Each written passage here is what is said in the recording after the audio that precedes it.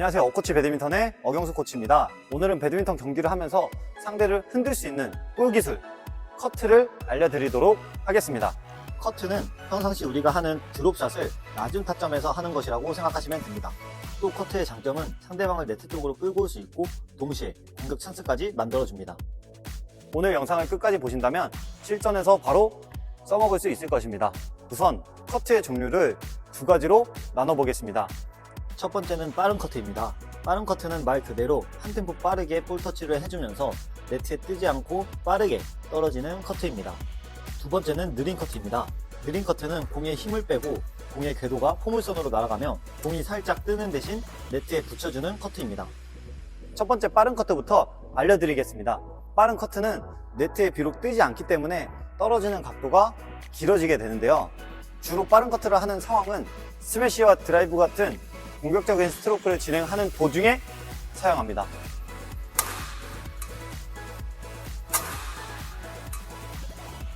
이와 같이 말이죠. 반면 상대방이 양옆 수비 자세로 빠져 있어서 네트 앞부분에 빈 공간이 많을 경우에도 빠르게 커트를 할 수 있습니다. 주로 발이 빠르신 분들 그리고 급수가 높으신 분들이 많이 사용하는데요. 그 이유는 내가 먼저 빠르게 커트를 했을 경우 공이 빠르게 가기 때문에 상대방이 치는 템포도 빠를 수 있습니다. 그래서 반드시 빠른 커트를 할 시에는 그 다음 빠른 공에 대한 준비도 반드시 할 수 있어야 하고, 그 준비가 안 된다면 빠른 커트는 우리에게 안 좋은 역효과를 불러올 수 있습니다. 이어서 두 번째, 느린 커트에 대해 알려드리도록 하겠습니다. 이 느린 커트는 제가 동호인분들에게 많이 추천하고 많이 알려드리고 있는 커트 중에 하나인데요. 그 이유는 느린 커트는 네트에 붙여서 보내는 것이 아니라 조금 더 네트와 셔틀콕 사이의 공간을 만들면서 포물선으로 그리는 커트이기 때문에 우리가 네트에 걸릴 확률이 크게 죽습니다. 또한 우리가 친 커트가 빠르게 가는 것이 아니라 어느 정도 속도가 죽으면서 가기 때문에 커트를 하고 다음 동작에 대한 준비가 훨씬 수월해지기도 합니다. 첫 번째 빠른 커트는 셔틀콕의 정타를 맞추면서 네트의 높이에 대한 감이 굉장히 중요한데요. 이 감을 찾는 데까지 시간이 좀 오래 걸릴 수 있습니다. 하지만 2번 느린 커트는 공의 정타가 아니라 공을 깎으면서 서브하듯이 쭉 밀어주는 스트로크이다 보니 훨씬 감 찾기 편할 것입니다. 그럼 첫 번째 빠른 커트와 두 번째 느린 커트의 차이점을 한번 보겠습니다. 첫 번째는 빠른 커트입니다. 빠른 커트는 상대가 치는 힘을 그대로 이어받아 빠른 템포를 유지하는 것이 포인트입니다. 타점은 내가 칠 수 있는 가장 빠른 위치에서 쳐주는 것이 좋습니다. 다음은 느린 커트입니다. 느린 커트는 상대가 친 힘을 흡수하는 느낌으로 쳐줍니다. 이때 포인트는 손보다 라켓 헤드가 뒤에 있는 상태에서 손목은 사용하지 않고 팔로 안아주는 느낌으로 치는 것이 포인트입니다. 자, 오늘은 두 번째인 느린 커트만 배워볼 겁니다. 한번 배우러 가시죠. 우선 그립은 포핸드나 백핸드 그립을 잡아주시고요. 우선 첫 번째, 어떠한 커트를 할 때든 우리의 라켓 헤드는 손보다 위쪽에 있어야 합니다. 이와 같이 라켓이 손과 나란히 있거나 아래에서 커트를 하게 되면 컨트롤이 굉장히 어려워집니다. 자, 두 번째는 보통 우리가 커트를 하게 되면 공을 정타로 맞추게 되는데, 정타로 맞출 경우 공이 너무 뜨거나 한번 튕겨져 나가는 그런 경우가 많이 있습니다. 정타는 컨트롤이 많이 어렵다 보니 정타로 쳐주는 것이 아니라 약간 깎아서 쳐줄 겁니다. 깎을 때에는 라켓이 손보다 뒤쪽에 있는 상태에서 그대로 스윙을 이어가 줄 겁니다. 이때 손목의 사용은 거의 없을 정도로, 손목의 사용보다 내 팔로 안아서 친다는 느낌, 이 팔로 친다는 느낌이 더 강하게 들어야 합니다. 자, 손목은 고정, 팔로. 반드시 기억하세요. 스윙을 마칠 때에도 손목이 이와 같은 상태로. 이때 한 가지 포인트만 기억하면 절대 푸시를 안 맞을 수 있습니다. 그 포인트가 무엇이냐?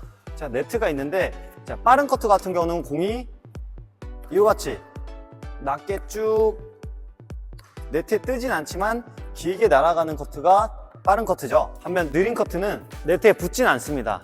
약간 떠서 이렇게 오다가 네트에 찰싹 붙어서 떨어지는 이런 커트가 느린 커트. 이때 포인트는 우리 코트에서는 떠서 가더라도 상대방 코트에 넘어갈 때는 머리가 죽은 상태에서 넘어가야 된다는 것이 포인트입니다. 우리가 평소 푸시를 할 때에도 셔틀콕 머리가 살아있는 상태에서 푸시를 할 때 가장 잘 맞고 실수가 적잖아요. 상대방도 마찬가지입니다. 우리가 친 셔틀콕이 머리가 이렇게 살아있는 상태로 공이 가게 되면 상대방이 푸시를 쉽게 하겠죠. 그렇기 때문에 한 번 더 보시면 그렇죠. 이와 같은 상태. 셔틀콕의 궤도가 항상 이와 같이 포물선을 그리면서 넘어가 주셔야 합니다.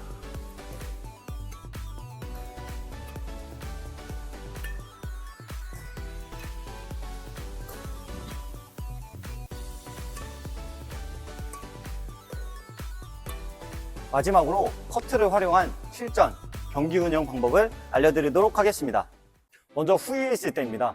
우리가 오른쪽에서 커트를 진행했다면 다시 가운데로 와주는 것이 아니라 커트를 하고 상대방이 칠 수 있는 직선을 대응할 수 있는 이쪽에서 준비하고 있어야 합니다. 커트 후 가운데까지 오는 것이 아니라 직선에 대한 준비 이 정도만. 너무 가운데로 가시면 양쪽이 모두 멀어지게 됩니다. 하지만 상대방이 칠 수 있는 언더, 드라이브 중에 가장 위협적인 곳은 직선이기 때문에 우리가 커트를 했으면 직선에 대한 준비를 조금 더 해주어야 합니다. 반대도 마찬가지입니다. 우리가 백커트를 했으면 다시 가운데까지 와주는 것이 아니라 백커트 후 이 정도만, 커트 후 제자리에서 점프 정도만 진행해 주시면 됩니다. 자, 양쪽 커트를 진행하고 나서 커트 후 후위 스텝 어떻게 가고 계신가요? 오늘 후위 스텝까지 알려드릴 건데요. 자, 커트를 진행한 다음에 대부분 이렇게 오른발, 왼발, 오른발과 같은 러닝 스텝으로 많이 가고 계실 거예요. 하지만 이제부터는 스텝을 바꿔보세요. 커트 후 스플릿 왼발, 오른발. 커트 스플릿 왼발, 오른발. 커트 스플릿 왼발, 오른발. 커트 스플릿 왼발, 오른발. 방금 알려드린 스텝과 포지션만 잘 지키신다면 경기 중 후위에서 커트 후 다음 플레이는 훨씬 쉬워지실 겁니다. 자, 이제는 전위로 한번 가볼까요? 자, 이번에는 전위로 돌아왔습니다. 전위에서는 파트너가 스매시를 때려주고 상대방이 친 드라이브나 짧아진 공을 앞에서 커트를 진행하게 되는데요. 이 커트를 하고 난 뒤에는 공이 짧아지죠. 짧아졌을 때 상대방이 할 수 있는 스트로크는 헤어핀 그리고 언더 두 가지밖에 없기 때문에 자, 커트 후 앞볼만 잡아주면 되겠습니다. 상대방의 헤어핀을 하는 타이밍을 잘 잡아주셔야 해요. 커트, 상대방이 헤어핀 할 때 점프, 푸시. 다시 자, 커트 점프 했는데 상대가 크로스해서 왼쪽으로 푸시. 항상 전위에서도 상대방이 치는 타이밍에 점프를 띄워주고 상대방이 친 공에 맞춰서 상대방이 친 공 쪽으로 스텝을 밟아주셔야 합니다.